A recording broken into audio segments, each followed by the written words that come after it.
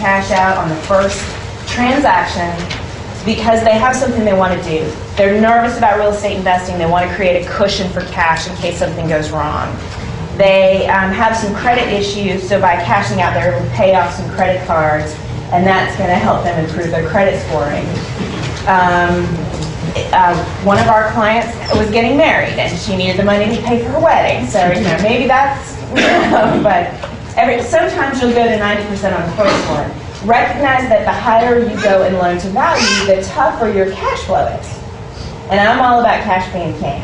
So you're gonna hear me when you come to me and say I want to do 95% cash outs on 4 properties. I'm gonna give you some counsel, because when you get me, you get some counsel whether you want it or not, and just to encourage you to think about the cash flow ramifications of taking that much out.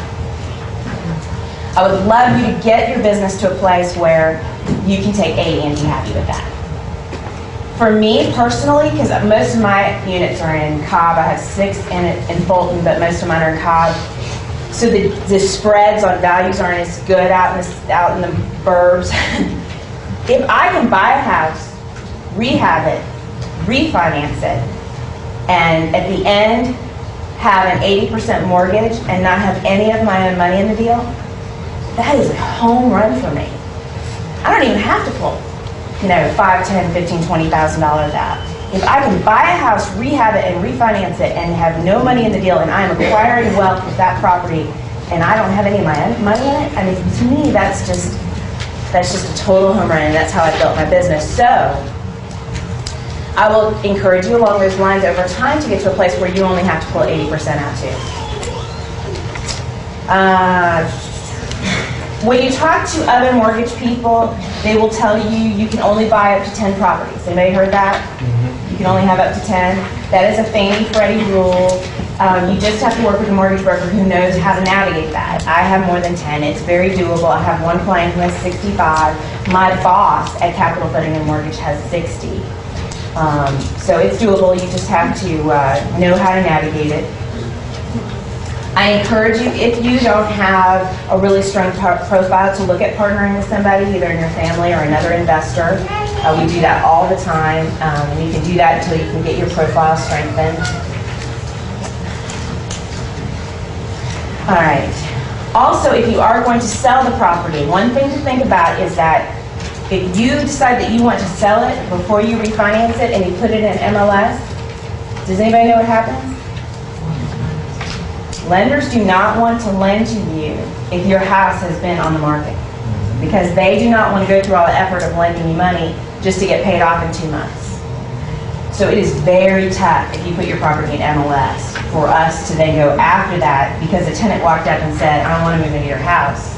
It's tough for us to go after that and do a refinance. It can be done. I have one lender that will do it. That lender's rates are high, and they will require a 2-year prepayment penalty on the loan to do that for you. So just know that, you want to be very confident that that's the strategy, that you can successfully sell a property if you're going to put an MLS listing while you're still in hard money. If you do decide that you want to sell it, we would love to help you pre-qualify your buyers. We do a lot of FHA, we do a lot of subprime, we have 100% products for 580 credit scores.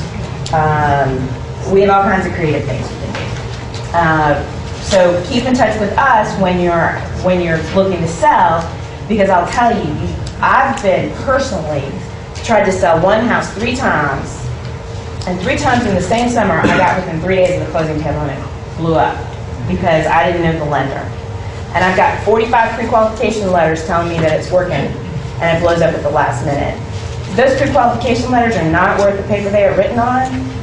It is really a matter of the relationship that you have with your lender. So you want to control that. So one of the things I tell my investors is tell your client you will only pay closing costs for them if they use your lender. You have that option. And I assure you these kind of buyers will want you to pay closing costs. All right, so challenges in real estate investing. Appraisal, appraisal, appraisal, appraisal, appraisal, appraisal.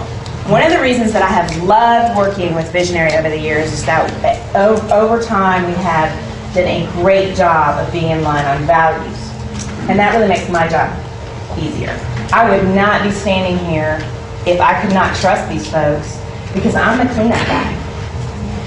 You guys go out, you buy a house, you rehab it, and then I'm the one who's got to get long-term financing for you. And if they don't do a good job on the front end, that would be a very painful place for me to be. So I would not be standing here if I did not have had great experience with these guys for the last 2 years.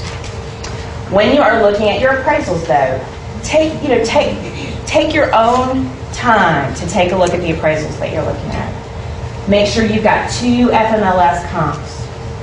That's really important. You've got 2